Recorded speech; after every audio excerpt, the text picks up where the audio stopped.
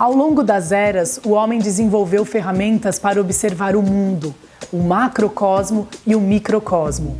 Desenvolver ferramentas é uma das características que nos faz humanos. Para observar o macrocosmo, por exemplo, o homem desenvolveu o telescópio, e o primeiro deles a apontar para o céu foi o de Galileu Galilei em 1609.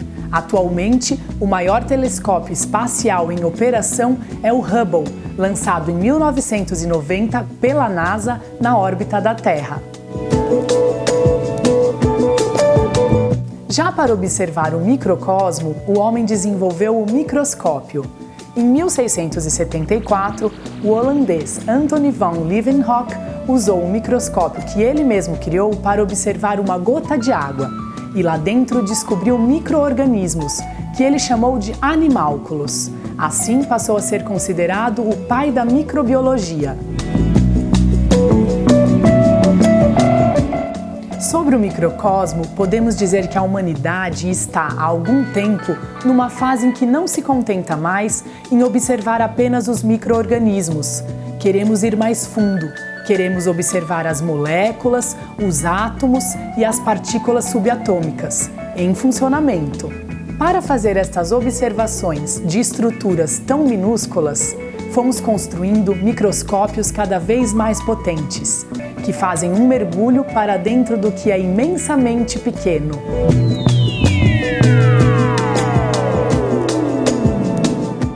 Atualmente, estes microscópios superpotentes são os aceleradores de partículas.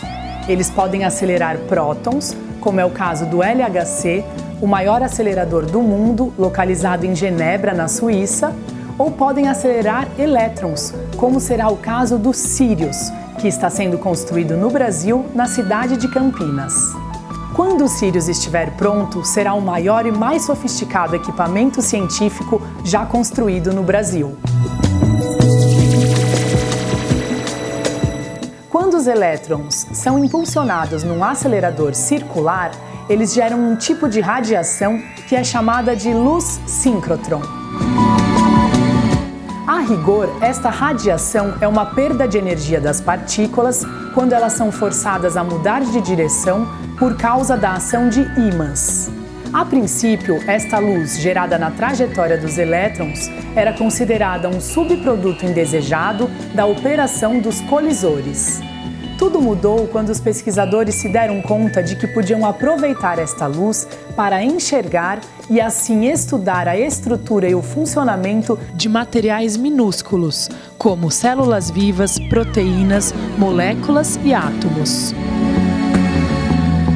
O acelerador tem como peça central um anel circular de 518 metros de circunferência, feito de uma liga metálica que mistura cobre e prata.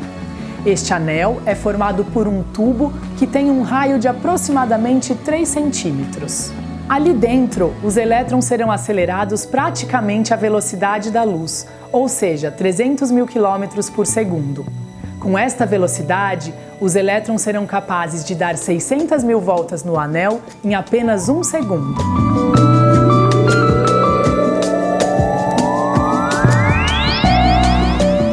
Para falar sobre esta máquina fantástica que pode revolucionar a ciência produzida no Brasil, eu fui conversar com o físico Antônio Roque da Silva, que é diretor do Laboratório Nacional de Luz Síncrotron e é também coordenador da construção deste novo equipamento, que de tão gigantesco lembra a construção de um estádio de futebol.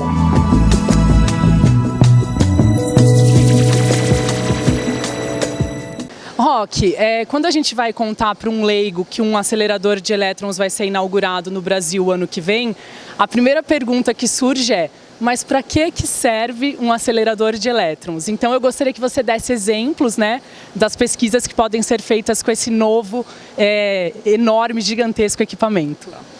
Bom, a primeira coisa é que ele o acelerador de elétrons em si é a fonte para gerar o que a gente chama de luz síncrotron. E a luz síncrotron é uma luz de altíssimo brilho, ou seja, altamente concentrada, e que principalmente emite raio-x, tem raio-x lá. E por que isso é importante? Então, o acelerador de elétrons, diferentemente quando as pessoas leem sobre o LHC, que é o grande acelerador lá, que acelera prótons e não elétrons, o objetivo lá é colidir partículas para entender a estrutura interna dentro do núcleo, lá na escala dos quarks. Aqui o acelerador de elétrons não é para colidir esses elétrons com nada, na verdade a gente quer manter uma órbita estável para gerar esse raio-x, como nessa estação que vocês estão vendo. E para que você precisa disso, né? Então vamos pegar as coisas que a população pensa. Então a gente escuta as preocupações de novas doenças. Então tem Zika, tem as doenças que você conhece, tem os problemas de saúde. O próprio câncer, né? O próprio câncer. Um problema enorme da população que está envelhecendo são as doenças degenerativas, os problemas do cérebro, né, Alzheimer e outras doenças. Ou, se a gente vai para as questões que estão na pauta hoje, aquecimento global, emissão de CO2, energias alternativas. Ou a gente ouve falar lá, Petrobras, pré-sal, como é que a gente vai extrair e gerar riqueza para o país. Ou na agricultura, e assim vai. Qualquer problema que você imagine. Se você for pensar, todas as coisas que a gente conhece são formadas de quê? De matéria, de átomos. Então, entender o funcionamento delas, ou seja, procurar novos remédios para essas doenças, entender por que as doenças se manifestam e quais são os mecanismos delas, entender como que o óleo está de fato aprisionado nos poros de uma rocha, entender como que uma bateria vai poder funcionar e, de repente, ter uma melhor performance para você poder ter carros elétricos ou outros processos. É, no fundo, entender os átomos. E como que eu enxergo esses átomos? Eu preciso de um, entre aspas, microscópio especial. E para fazer isso, eu preciso desse grande acelerador de elétrons. Então ele é a grande fonte geradora desse raio-x que vai servir como um grande microscópio, entre aspas, que vai permitir enxergar nessa escala dos átomos. Sim, um microscópio ultrapotente, né? Exatamente, um microscópio ultrapotente. Sim. Eu assisti alguns vídeos também que falam sobre o funcionamento aqui do UVX, que é o acelerador que vai ser desativado quando o Sirius entrar, né, em operação. Me chamou a atenção uma pesquisa que eu ainda não sei se ela ainda está sendo desenvolvida ou se já acabou, de um pesquisador que está pesquisando a curcumina, né, que é a substância que vem da cúrcuma, que é anticancerígena, né? Isso. Tem esse pesquisador ainda pesquisa, ele faz parte do CNPEM. Então, um breve parênteses aqui, nós estamos no Laboratório Nacional de Luz Síncrotron, né? Esse é o acelerador atual, que é o UVX, como você falou, que é parte do complexo de laboratórios nacionais, que é o CNPEM, que é o Centro Nacional de Pesquisa em Energia e Materiais. E que tem uma área de nanotecnologia, que é uma parte super importante, de biociências e de pesquisa em bioetanol e energia alternativa. E esse pesquisador em particular está conectado ele já foi do LNLS, hoje ele está alocado no LN Nano, e ele faz pesquisa em nanopartículas que podem entregar de maneira mais eficiente drogas, como no caso curcumina, para tratamento de câncer. E ele precisa entender se o que ele constrói, projeta e constrói nas nanopartículas vai de fato fazer a ação. Isso. E para isso ele precisa dos grandes microscópios super potentes que estão aqui para poder enxergar. Roque, eu acho legal também acrescentar que, além de pesquisar todos os materiais existentes, como você falou, esse tipo de nova tecnologia que o Sirius traz, ela também leva o pesquisador para as fronteiras da ciência e pode pesquisar coisas que nós nem imaginamos hoje, né? Então a gente vai estar ali nas bordas, né, das descobertas. É muito legal. Eu comentei com você, eu assisti o documentário Particle Fever, né, que fala do LHC, que é o maior acelerador do mundo. Lá tem um físico que ele está fazendo uma palestra e ele cita o exemplo das ondas de rádio, né? Quando as ondas de rádio foram descobertas, elas nem eram chamadas de ondas de rádio, elas eram apenas mais uma radiação, porque eles nem sabiam, nem sonhavam em criar o rádio. Mas a partir de uma descoberta de uma nova radiação, se cria o rádio, que é um aparelho fantástico que hoje a gente utiliza aí o tempo inteiro.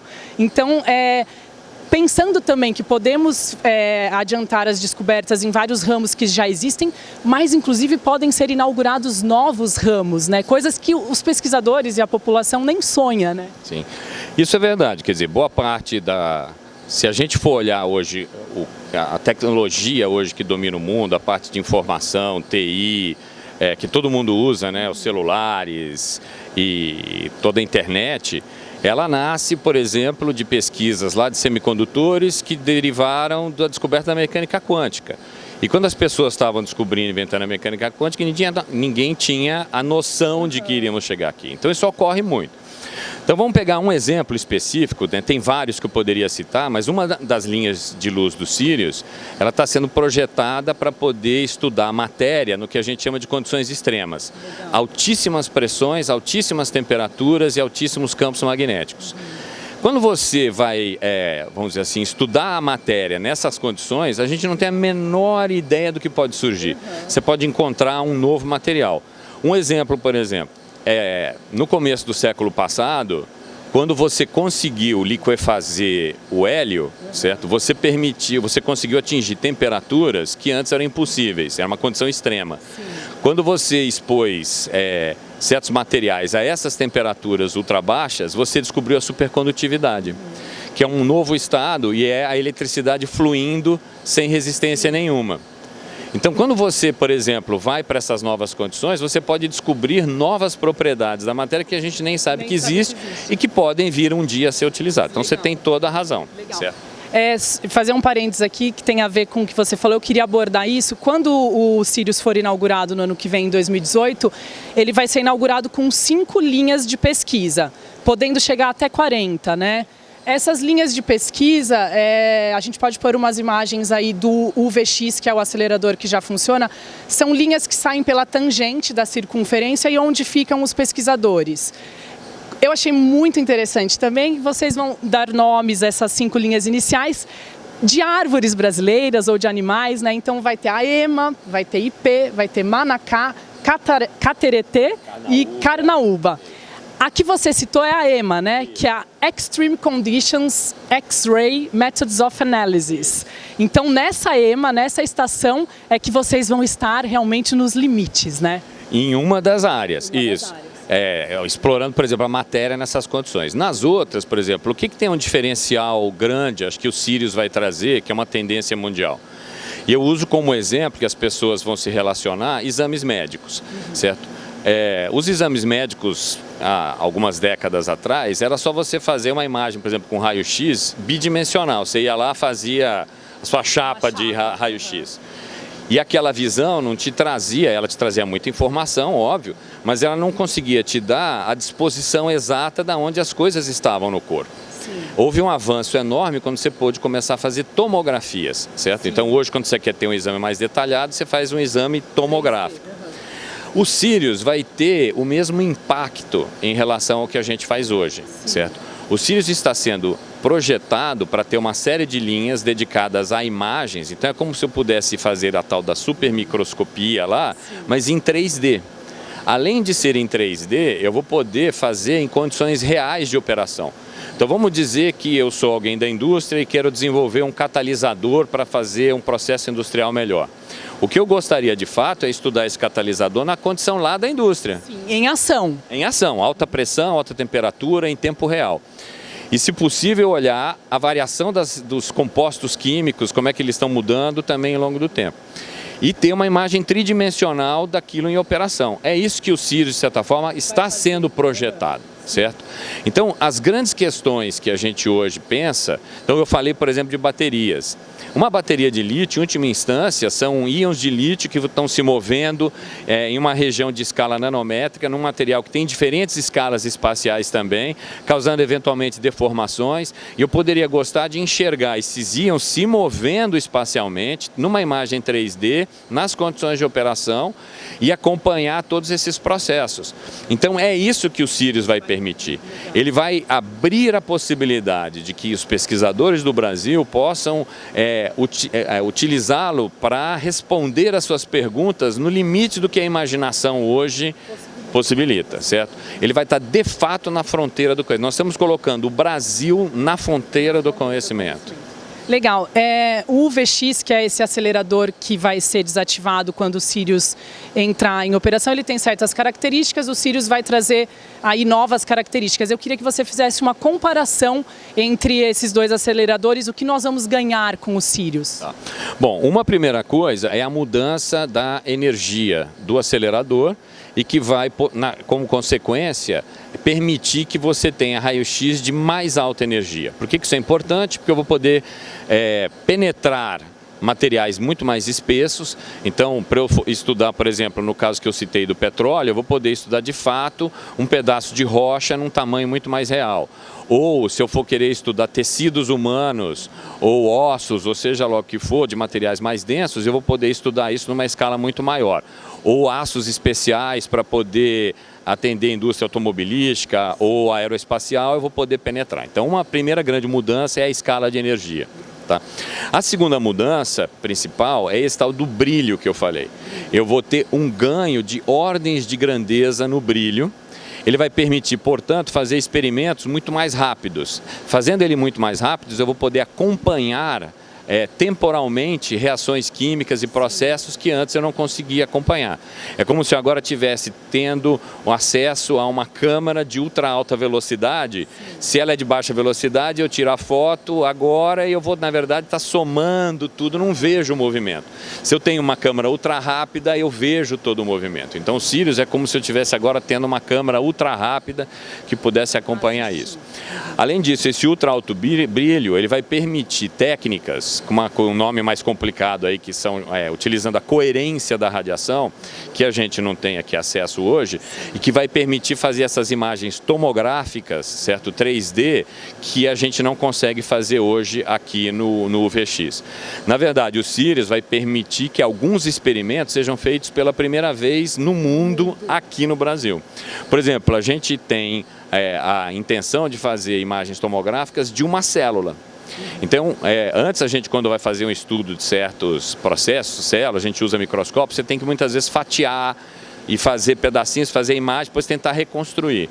O Sirius vai permitir você fazer isso sem fatiar nada. Você vai enxergar essa célula em 3D com uma resolução que está sendo projetada para que eu possa enxergar a organização, por exemplo, do DNA dentro do núcleo.